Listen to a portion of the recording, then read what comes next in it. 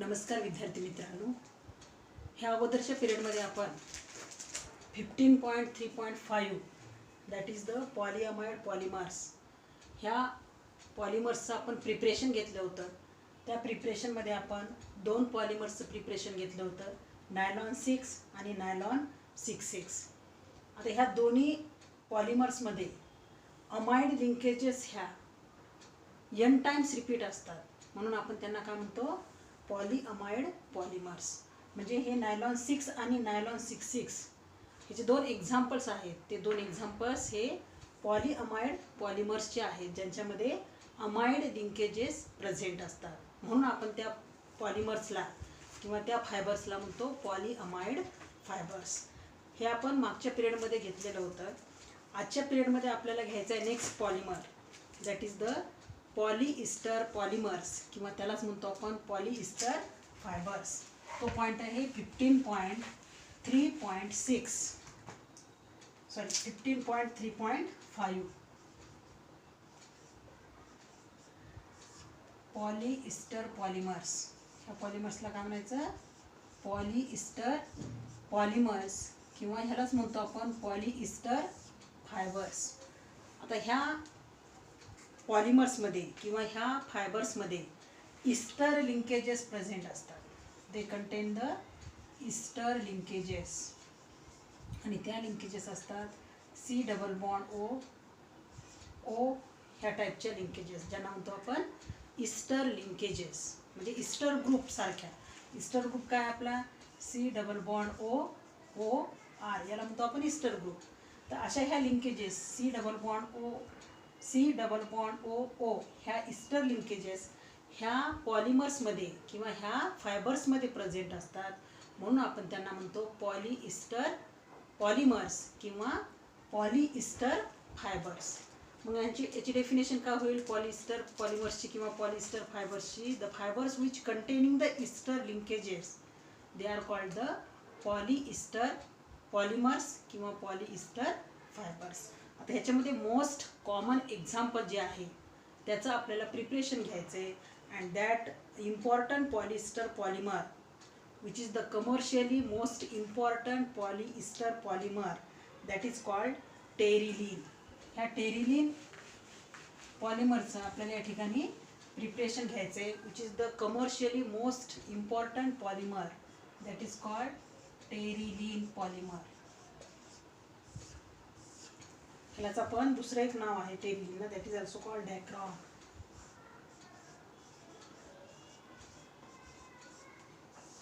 ह्याचं प्रिपरेशन पहा तुम्हाला 2 मार्कांसाठी विचारतात लक्षात. आता टेरिलीन किंवा डॅक्रॉन याचं प्रिपरेशनचं विचारलं तर आपण यामध्ये काय लिहू शकतो, it is the example of polyester fibre और पॉलिइस्टर पॉलिमर.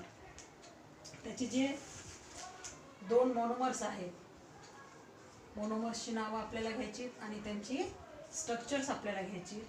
पहिला जो मोनोमर आहे तो आहे इथिलीन ग्लायकॉल. इथिलीन ग्लायकॉल याचं नाव आपल्याला अल्कोहोलमध्ये सुद्धा गेलेलं आहे, दॅट इज कॉल्ड आपण त्याला म्हणतो dihydroxy alcohol which containing the 2 OH group. आणि त्याचं स्ट्रक्चर आहे HO CH2OH. अच्छा, आता ह्याचं जर आपल्याला IUPAC नेम घ्यायचं असेल तर याचा IUPAC नेम काय घेतो आपण, इथेन 1,2-डायॉल. ह्याचा IUPAC नेम जर पाहिजे असेल तर याचा IUPAC नेम ब्रॅकेटमध्ये लिहून घ्या. 2 कार्बन आहेत, त्याच्यामुळं त्याचा पॅरेंट अल्केन जो असेल तो असेल इथेन, आणि हा फर्स्ट कार्बन घेतला तर ह्याला आपण सेकंड कार्बन म्हणू. फर्स्ट कार्बनला सुद्धा OH ग्रुप अटॅच आहे, सेकंड कार्बनला सुद्धा OH ग्रुप अटॅच आहेत. दोघांच्या पोझिशन आहेत 1-2 आणि 2 अल्कोहोलिक ग्रुप आहेत, म्हणून त्याला म्हणतो आपण डाय. आणि अल्कोहोलमध्ये शेवटी आपण त्याचा IUPAC नेम लिहिताना काय रिप्लेस करतो, ई रिप्लेस बाय OL. म्हणजे अल्कोहोलचा IUPAC नेम हे आपण OLने दाखवतो, म्हणून 2 OH ग्रुप आहेत म्हणून डाय OL. तर याचा IUPAC नेम येईल इथेन 1,2-डाय-OL. कॉमन नेम असेल त्याचं इथिलीन ग्लायकॉल. हा पहिला मोनोमर आहे. आणि दुसरा मोनोमर आहे टेरेप्थॅलिक ॲसिड. टेरेप्थॅलिक ॲसिड टेरेप्थॅलिक ॲसिडचं स्ट्रक्चर आपल्याला घ्यायचं आहे. COOH CH2 COOH benzene ring या ठिकाणी अँड COOH म्हणजे बेन्झीन रिंगला 2 COH ग्रुप अटॅच आहे. That is the terephthalic acid. ते या ठिकाणी आपल्याला याचा IUPAC नेम सुद्धा घेता येते. बेन्झीन 1,4 डायकार्बॉक्झिलिक ॲसिड असं सुद्धा त्याचा आपल्याला IUPAC नेम घेता येईल, कारण कार्बॉक्झिलिक ॲसिडमध्ये त्यांचे आपण IUPAC नेम घेतलेले आहेत. तर या ठिकाणी तुम्हाला IUPAC नेम घ्यायचं असेल तर त्या ठिकाणी तुम्ही लिहून घ्या बेन्झीन 1,4 डायकार्बॉक्झिलिक ॲसिड. हे त्याचं IUPAC नेम आहे, कारण पहिला कार्बन आणि चौथा कार्बन याला COH ग्रुप आहेत म्हणून त्याचा IUPAC नेम आहे बेन्झीन 1,4 डायकार्बॉक्झिलिक ॲसिड. तर या ठिकाणी पाहिजे असेल तर तुम्ही त्या ठिकाणी IUPAC नेम लिहून घ्या त्याचं benzene 1,4 dicarboxylic acid. That is the IUPAC name of terephthalic acid. तर या ठिकाणी हे 2 मोनोमर्स आहेत. 2 मोनोमर्सची कॉमन नेम IUPAC नेम, त्यांचं कॉमन नेम काय, त्यांचं IUPAC नेम काय आणि त्यांची स्ट्रक्चर या ठिकाणी घेतलेली आहेत आपण. आता हा जो पॉलिमर आहे हा पॉलिमर कोणत्या पॉलिमरायझेशन रिॲक्शनने तयार होतो, तर या ठिकाणी पॉलिमरायझेशन जी रिॲक्शन आहे त्याला म्हणतो आपण इट इज द कंडेन्सेशन पॉलिमरायझेशन. हे 2 मोनोमर्स जे आहेत हे दोन्ही monomers they undergo the polymerization reaction and that polymerization reaction is called condensation polymerization. तर या ठिकाणी हे सुद्धा नाव या ठिकाणी तुम्ही लक्षात ठेवायचे. ह्याच्या अगोदर जो आपण नायलॉन 6 घेतला होता तो रिंग ओपनिंग पॉलिमरायझेशन होता आणि नायलॉन 6 जो होता तो कंडेन्सेशन पॉलिमरायझेशन होता. तर या ठिकाणी हे 2 पॉलिमर्स आहेत, मोनोमर्स आहेत टेरिलिनचे किंवा डॅक्रॉनचे. त्याच्यानंतर घेऊयात आपण त्याचं प्रिपरेशन कसं आहे, प्रिपरेशनची रिॲक्शन. तर या ठिकाणी जेव्हा ह्या 2 मोनोमर्सला आपण हीट करतो at the temperature 420 to 416 Kelvin in the presence of catalyst zinc acetate and antimony trioxide, then they undergoes the condensation polymerization and form a polymer that is called Terylene or डॅक्रॉन. तर या ठिकाणी त्याचं आपण reaction घेऊया. N molecules of OH CH2OH that is the ethylene glycol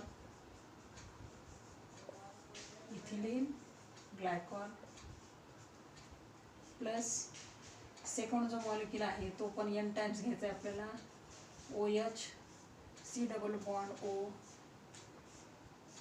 COH ग्रुपचं आपण structure घेतलं या ठिकाणी C डबल बॉन्ड OOH आणि C double bond OOH. That is the terephthalic acid. इथे N नंबर ऑफ मॉलिक्युल्स घेतले आहेत कारण आपल्याला पॉलिमरायझेशनची रिॲक्शन घ्यायची. या ठिकाणी N number it undergoes polymerisation reaction that is the condensation polymerisation. या ठिकाणी पहा या ठिकाणचा H इथिलीन ग्लायकॉलचा आणि या ठिकाणचा OH हा एक वॉटर मॉलिक्यूल, नंतर या ठिकाणचा H आणि या ठिकाणचा OH हा सेकंड OH मॉलिक्यूल यामधनं बाहेर पडतो. म्हणजे ह्या 2 मोनोमर्समधनं 2 वॉटरचे मॉलिक्यूल बाहेर पडतात. पण पुस्तकामध्ये त्यांनी लिहिले आहे फक्त N molecules of H2O minus N molecules of H2O. इथं काय लिहायला पाहिजे होतं -2N मॉलिक्युल्स ऑफ H2O. लक्षात. पण आणि N मॉलिक्युल्स त्यांनी लिहिले, आपण त्या ठिकाणी त्याच पद्धतीने लिहूयात. टेम्परेचर दिलेलं आहे 420 to 460 केल्विन हे टेम्परेचर असेल आणि कॅटलिस्ट आहे zinc acetate and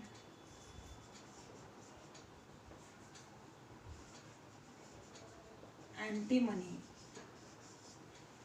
zinc acetate and antimony trioxide. काय म्हणून ॲक्ट होतो या ठिकाणी? कॅटलिस्ट. हा काय आहे? It is used as a catalyst. Means when the monomers ethylene glycol and terephthalic acid heated at the temperature 420 to 460 Kelvin in the presence of zinc acetate and antimony trioxide, they undergoes condensation polymerization and form a polymer, and that polymer is called polyester polymer. या ठिकाणचा H गेला तर काय शिल्लक राहील या ठिकाणी? O. ब्रॅकेटमध्ये लिहितो आपण O. त्याच्यानंतर हा CH2 या ठिकाणी काय शिल्लक राहील? O. कारण इथला H आणि इथला OH बाहेर पडेल तर हा ऑक्सिजनचा बॉन्ड डायरेक्ट कोणाला येईल? C double bond O. त्याला अटॅच आहे बेन्झिन रिंग आणि त्याला अटॅच असेल हा OH बाहेर पडलेला आहे. हा OH आणि इथला H लक्षात. इथं काय शिल्लक असेल? फक्त C double bond O. This unit repeats n times and it is called terylene polymer. यालाच काय म्हणणार आपण? टेरिलीन और डॅक्रॉन पॉलिमर. तर हे याचं काय असेल ह्या ठिकाणी? प्रिपरेशन असेल. बघा OCH2CH2 O, C double bond O, benzene ring, C double bond O. ही चेन किती टाइम्स रिपीट होणार? n times. हा n लिहिणं जरूर आहे या ठिकाणी लक्षात. तर या ठिकाणी कसं आलं लक्षात आलं? ह्या इथिलीन ग्लायकॉलमधला H आणि टेरेप्थॅलिक ॲसिडमधला OH. तर इथला H निघाल्यानंतर शिल्लक काय राहील? O लक्षात. त्याला अटॅच आहे CH2. हा CH2. इथला H आणि इथला OH बाहेर निघणार म्हणजे हा O शिल्लक आहे O. हा ओचा बॉन्ड डायरेक्ट कशाला घेणार आपण? C double bond O. त्याला अटॅच आहे बेन्झिन रिंग आणि हा शिल्लक C double bond O. This unit repeats n time. या ठिकाणी minus n number of H2O molecules यामधनं बाहेर पडतील. टेम्परेचर आहे 420 to 460 केल्व्हिन. कॅटलिस्ट आहे zinc acetate and antimony trioxide. या ठिकाणी हे त्याचं प्रिपरेशन असेल. त्याच्या खाली त्याच्या टेरिलिनच्या तुम्हाला प्रॉपर्टीज दिलेल्या आहेत. त्याच्यामध्ये पहिली प्रॉपर्टी आहे पहा, Terylene has relatively high melting point. म्हणजे त्याचा मेल्टिंग पॉईंट खूप जास्त आहे आणि तो आहे 265 डिग्री सेल्सिअस. किती आहे तो? 265 डिग्री सेल्सिअस. म्हणजे एवढ्या टेम्परेचरला तो मेल्ट होतो. म्हणजे एवढ्या टेम्परेचरला मेल्ट होतो म्हणजे नॉर्मल टेम्परेचरला आणि तो कसा असो? हीट रेजिस्टंट पॉलिमर किंवा फायबर. म्हणजे त्याचा हीटचा त्याच्यावर काहीही परिणाम होत नाही कारण त्याचा मेल्टिंग पॉईंट कसा आहे? खूप जास्त. That is 265 degree Celsius. Second property आहे it is resistant to heat. म्हणजे त्याचा ह्या पॉलिमरवर हीटचा काही परिणाम होत नाही. It is resistant to heat. Crease. Terylene हा पॉलिएस्टर पॉलिमर असल्यामुळे क्रीज म्हणजे त्याला घड्या जास्त पडत नाही. धुतल्यानंतर का कॉटनची जी कपडे असतात आपण धुतल्यानंतर काय होतं त्यांना थोडेसे त्याच्यावर घड्या पडतात ज्याला प्रेसची गरज आहे. आयर्निंग आपल्याला आपण जे म्हणतो आयर्निंग करावी लागेल. पण या ठिकाणी घड्या पडत नाहीत. म्हणजे it is resistant to crease. केमिकल्सचा त्याच्यावर काही परिणाम होत नाही. It is resistant to light and it is resistant to bacteria also. तर ही त्याची प्रॉपर्टी आहे. आणि तिसरी प्रॉपर्टी आहे this polymer absorb very little water hence dry quickly. तर याच्या प्रॉपर्टीज ज्या आहेत हे प्रिपरेशन लिहून घ्या तुम्ही त्या ठिकाणी. त्याच्या प्रॉपर्टीज ज्या आहेत तुम्हाला पुस्तकात एखादी प्रॉपर्टी दिलेली आहे त्याच्या प्रॉपर्टीज आपण घेऊयात. पहिली प्रॉपर्टी काय दिलेली आहे तुमच्या पुस्तकामध्ये? प्रॉपर्टीजमध्ये फर्स्ट प्रॉपर्टी घ्यायची तुम्हाला त्या ठिकाणी. Properties of Terylene polymer. त्याच्यातली पहिली property they has relatively high melting point. They has relatively high melting point. आणि तो मेल्टिंग पॉईंट किती आहे? 265 degree Celsius. Second it is resistant to heat, crease, chemicals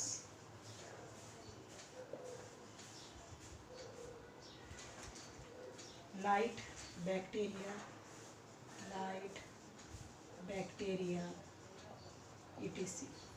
आणि थर्ड प्रॉपर्टी असेल they absorb very little water, they absorb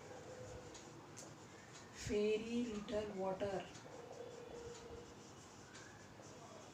and hence dry quickly. खूप कमी water ते absorb करतात म्हणून ते एकदम ड्राय होतात, लवकरच काय होतात ते ड्राय होतात. किंवा आपण जर धुतल्यानंतर त्यांना वाळत घातले लक्षात तर ते लवकर काय होतात ड्राय होतात किंवा लवकर सुकल्या जातात हे कपडे. कॉटनचे कपडे काय असतात, they absorb high water, high quantity of water किंवा they absorb very high quantity of water, therefore they do not dry quickly. But these polymers, they absorb the very little water and hence they dry quickly. तर अशा ह्याच्या properties आहेत. त्या properties तुम्ही लिहून घ्या. एखाद्या वेळेस 2 मार्कांसाठी प्रॉपर्टीसुद्धा विचारतात किंवा 1 मार्कांसाठी प्रॉपर्टीसुद्धा विचारतात. त्याच्यानंतर घ्यायच्यात आपल्याला त्याचे युजेस. त्याच्यामध्ये तुम्हाला एक यूज दिलेला आहे बघा. It is used for making wrinkle free fabric.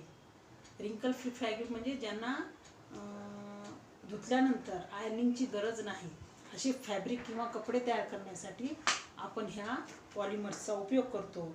And they are used for making wrinkle free fabrics by blending with cotton.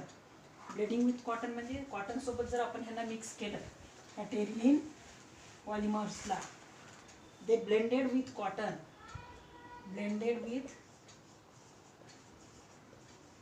Cotton, कॉटनसोबत जर आपण मिक्स केलं तर तयार होणारे पॉलिमर्स कोणते असतील, टेरिकॉट पॉलिमर्स. ह्यांना जर ह्या टेरिलिन पॉलिमर्सला ब्लेंडेड विथ कॉटन म्हणजे कॉटनसोबत जर मिक्स केलं तर टेरिकॉट नावाचे काय होतील, टेरिकॉट नावाचे पॉलिमर्स तयार होतील. आणि ऊलसोबत जर ब्लेंड केलं, टेरिलिन प्लस ऊल, तर टेरी ऊल हे पॉलिमर्स त्या ठिकाणी आपल्याला मिळतील. लक्षात. तर हे दोन्ही जे पॉलिमर्स आहेत टेरिकॉट अँड टेरीवूड, ह्यांना आपण वेगवेगळ्या प्रकारचे कापड तयार करण्यासाठी वापरतो. त्याला म्हणतो आपण दे are used for making the fabric and that fabric is रिंकल फ्री फॅब्रिक. लक्षात. हे फॅब्रिक कसे असतात, त्यांच्यापासून आपण फॅब्रिक तयार केलं तर हे रिंकल फ्री फॅब्रिक असते. रिंकल फ्री फॅब्रिक. फॅब्रिक म्हणजे काय, कपडा. रिंकल फ्री फॅब्रिक तयार करण्यासाठी आपण टेरिलिनला कॉटनसोबत मिक्स केलं तर टेरिकॉट तयार होईल आणि टेरिलिनला ऊलसोबत जर मिक्स केलं तर टेरीवूल असे फॅब्रिक्स आपल्याला मिळतील. And they R also used as glass reinforcing material in safety helmets. अच्छा, ग्लास रेनफोर्सिंग मटेरियल्स तयार करण्यासाठी सुद्धा आपण ह्या फॅब्रिक्सचा किंवा ह्या पॉलिमरचा उपयोग करू शकतो, जे की सेफ्टी हेल्मेट्स तयार करण्यासाठी वापरल्या जातात.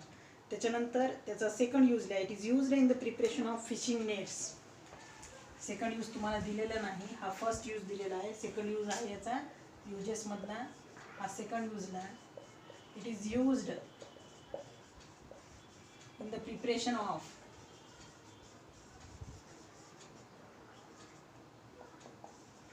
it is used in the preparation of fishing nets,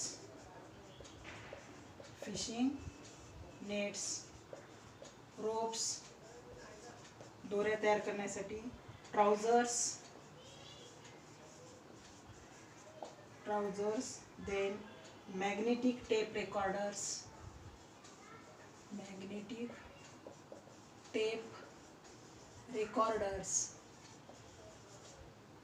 tyres etcetera. तर हा सेकंड यूज लिहून घ्या. फर्स्ट यूज तुम्हाला दिलेला आहे blended with cotton, they form the terycot, and blended with wool they form the terry wool. And this fabrics they are used in the preparation of wrinkle free fabric. This polymers are used in the preparation of wrinkle free fabrics. आणि त्याच्यानंतर हा second use लिहायचा. It is used in the preparation of fishing nets म्हणजे मासे पकडण्याची जाळी, ropes, trousers, magnetic tape recorders and tyres. तर ह्या ठिकाणी आपण टेरिलिनचं प्रिपरेशन, त्यांच्या मोनोमर्सची नावं, त्यांची स्ट्रक्चर्स, प्रिपरेशनची रिॲक्शन, त्याच्यानंतर त्यांच्या प्रॉपर्टीज आणि युजेस, एवढा पार्ट आपण पाहिलेला आहे. त्याच्यानंतर घेणार आहोत आपण त्याच्यानंतरचा जो पॉईंट आहे बघा 15.3.6, हा भाग तुम्हाला सिलेबसमधनं डिलीट झालेला आहे. हा डिलीटमध्ये तुम्ही डिलीट पोर्शनमध्ये 15.3.6 जो आहे हा भाग डिलीट झालेला आहे. Phenol formaldehyde and related polymers जो आहे त्याच्यामध्ये ए बी हा भाग सुद्धा डिलीट झालेला आहे. त्याच्यानंतर पेज नंबर 332, पेज नंबर 332 वरचा फिगर जी आहे, फिगर म्हणजे ती प्रिपरेशन आहे 15.3, जे की प्रिपरेशन आहे बॅकेलाइटचं. लक्षात, बॅकेलाइट प्रिपरेशन हा सुद्धा भाग तुम्हाला डिलीट झालेला आहे. आणि त्याच्यानंतर figure number 15.4 formation of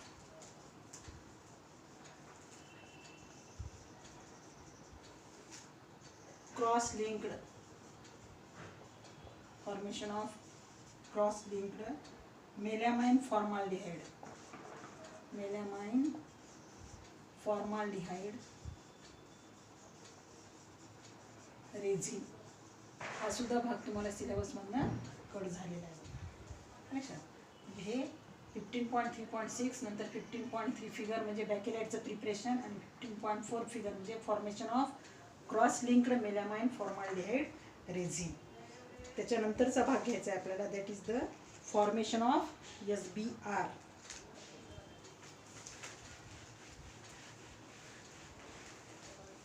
figure number जे 15.5 आहे ना, figure number 15.5 formation of SBR, त्याचंच नाव आहे ब्युना यस, ब्युना यस. तर हा जो पॉलिमर आहे it is an elastomer which is a copolymer. हा आहे को पॉलिमर. या ठिकाणी 2 मोनोमर्सचा वापर केला जातो आणि ते दोन्ही मोनोमर्स लक्षात, दोन्ही मोनोमर्स म्हणजे कोणते आहेत त्या ठिकाणी, styrene with and butadiene, styrene and butadiene, that is the SBR polymer. लक्षात, आता हा SBR जो पॉलिमर आहे that is called styrene butadiene rubber. SBRचं लॉंग फॉर्म काय आहे, स्टायरीन ब्युटाडाईन रबर. हा बघा, स्टायरीन मधला S, ब्युटाडाईन मधला B आणि रबर मधला R, ह्या 3 वर्डपासून बनलेला आहे SBR, that is the buna S polymer, styrene butadiene rubber. तर हा एक को पॉलिमर आहे आणि त्या को पॉलिमरमध्ये जे मोनोमर्स वापरले जातात लक्षात, त्या मोनोमर्सची नावं या ठिकाणी आहेत. पहिला मोनोमर आहे styrene, first monomer is styrene, त्याचं स्ट्रक्चर आहे C6H5 CH double bond CH2. आणि दुसरा आहे 1,3 ब्युटाडाईन, 1,3 ब्युटाडाईन. आणि हे 1,3 ब्युटाडाईनचं स्ट्रक्चर आहे CH2 double bond CH single bond CH double bond CH2. ह्यालाच आपण म्हणू शकतो ब्युटा 1,3 डाईन सुद्धा आपण ह्याला म्हणतो. लक्षात, तर हे असे 2 मोनोमर्स आहेत त्याच्यामध्ये. SBRचे जे 2 मोनोमर्स आहेत that is called styrene and 1,3 ब्युटाडाईन.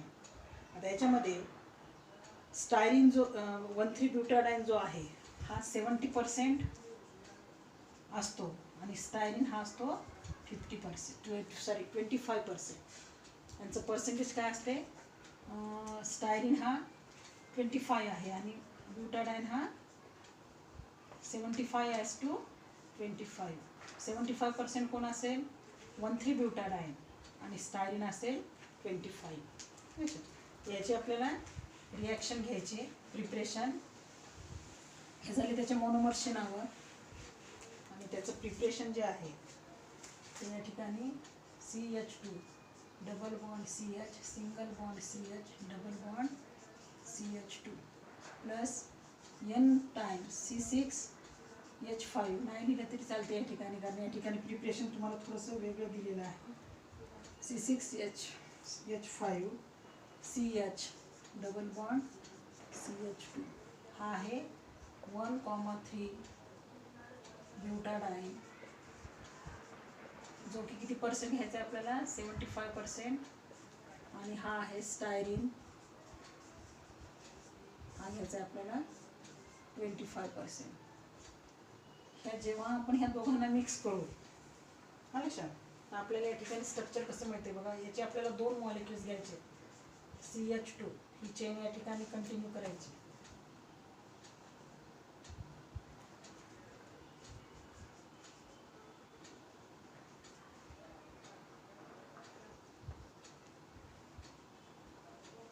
CH2 आता डबल बॉन्ड असेल त्या ठिकाणी काय येईल, सिंगल बॉन्ड. परत ह्या ठिकाणी double bond CH, single bond CH2, याचे 2 मॉलिक्युल्स घ्यायचे. परत ह्या CH2 ला काय अटॅच असेल, CH2, single bond CH, double bond CH, single bond CH2.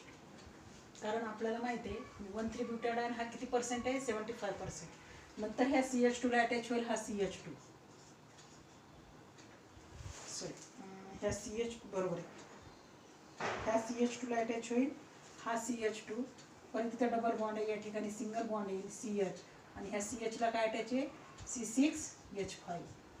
परत ह्या CH ला अटॅच असेल याच्यातला राहिलेला हा CH2, म्हणजे या ठिकाणी CH2 CH, CH2 CH, C6H5 CH2, म्हणजे CH2 CH, याला परत C6H5 अटॅच, आणि यालाच अटॅच आहे परत CH2, आणि ह्या CH2 ला परत अटॅच आहे हा CH2, हा CH2, परत या ठिकाणी CH, double bond CH, single bond CH2,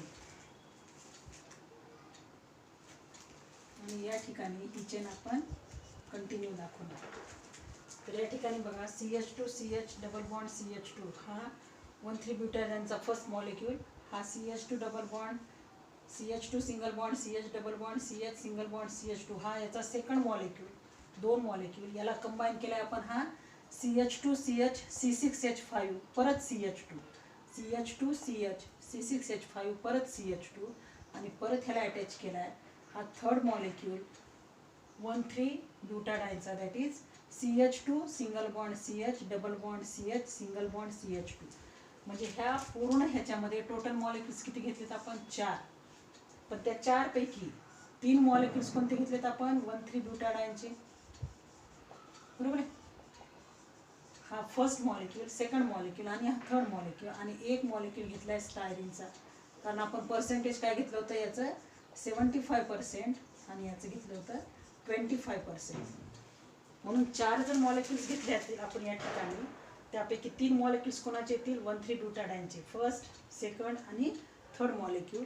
आणि या 3 मॉलिक्युल्सच्या मध्ये आपण एक घेतला आहे मॉलिक्यूल, दॅट इज स्टायरीन. पण स्टायरीनला लिहिताना काय करायचं आहे, अगोदर CH2 घ्यायचा आहे, डबल बॉन्ड आहे, सिंगल बॉन्ड आहे ठिकाणी CH, त्याला अटॅच आहे C6H5, आणि परत ह्याला अटॅच करणार आपण CH2, आणि त्याला अटॅच असेल third molecule 1,3 ब्युटाडाईन्स, and that polymer is called SBr or ब्युना S. या ठिकाणी सिंगल बॉन्ड लिहून या ठिकाणी CH2 लिहिले मी, आणि नंतर ही चेन काय असेल, कंटिन्यू असेल. That is the preparation of SBr, or it is also called ब्युना S polymer. लक्षात. तर या ठिकाणी तुम्हाला ॲडिशन पॉलिमरायझेशन आहे हा, आणि it is vulcanised with sulphur. Buna S is superior to the natural rubber. हा नॅचरल रबरपेक्षा सुपेरियर पॉलिमर आहे with regard to mechanical strength and has abrasion resistant, म्हणजे त्याच्यावर ओरखडे परत नाहीत या पॉलिमरवर.